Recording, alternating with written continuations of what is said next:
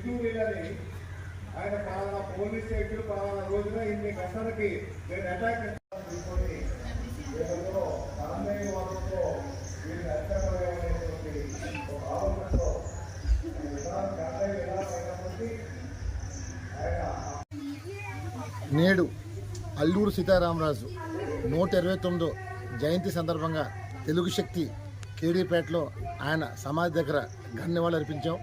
ఎందుకంటే నాడు బ్రిటిష్లను గడగడలాడించి దేశానికి స్వతంత్రం రావాలని ఆయన చేసిన త్యాగ పోరాటం నేటి యువతరానికి తెలియాలని అన్న స్ఫూర్తితో తెలుగు శక్తి వచ్చిన వాళ్ళు అర్పించాం. డెఫినెట్గా ఏదైతే అల్లూరి గారు ఆయన ప్రాణాలు త్యాగం చేసి ఈ నేలపైన రక్తం చెందించారో ఆ రక్తం బొట్టు ప్రజలకి చేరాలని, ఆయన చేసిన విప్లవం పోరాటం ప్రజలకు అందించాలని ఆకాంక్ష తెలుగు శక్తి ఆయన ఆదర్శంగా తీసుకొని మేము ప్రజలకి న్యాయం జరగాలి, ప్రజలకు మేలు జరగాలని ఆకాంక్షతో మేము పోరాటం చేస్తున్నాం.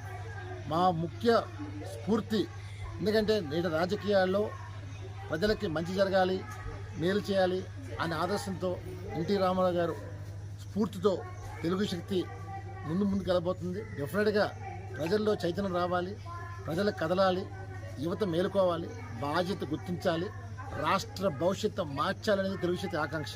డెఫినెట్గా రేపు జీవీఎంసీ ఎన్నికల్లో కానీ పంచాయతీల్లో కానీ మేము ఒకటే పిలిపిస్తున్నాం ప్రజలందరికీ.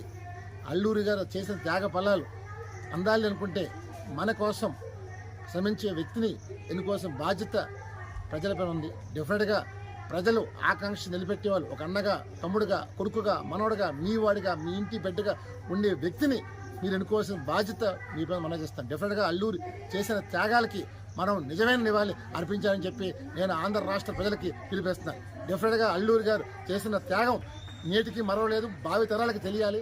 డెఫినెట్గా ఏదైతే ఇక్కడ అల్లూరి పార్క్ చెప్పి చేస్తున్నారో డెఫినెట్గా ఇది ఒక టూరిస్ట్ స్పాట్గా మార్చాలి. డెఫినెట్గా ప్రతి ఒక్కరు కూడా ఈ స్పాట్కి వచ్చి ఆయన సమాధి సాక్షిగా ప్రమాణం చేసి నేటి యువతరానికి ముందుకెళ్ళాలి, యువతరం రావాలి, రాజకీయాలు యువతరంతో మార్పు వస్తుంది. అతను డెఫినెట్గా యువతని స్ఫూర్తి తీసుకొని అల్లూరి స్ఫూర్తితో యువత ముందుకు రావాలని చెప్పి తెలుగు పిలిపిస్తుంది. జై హింద్.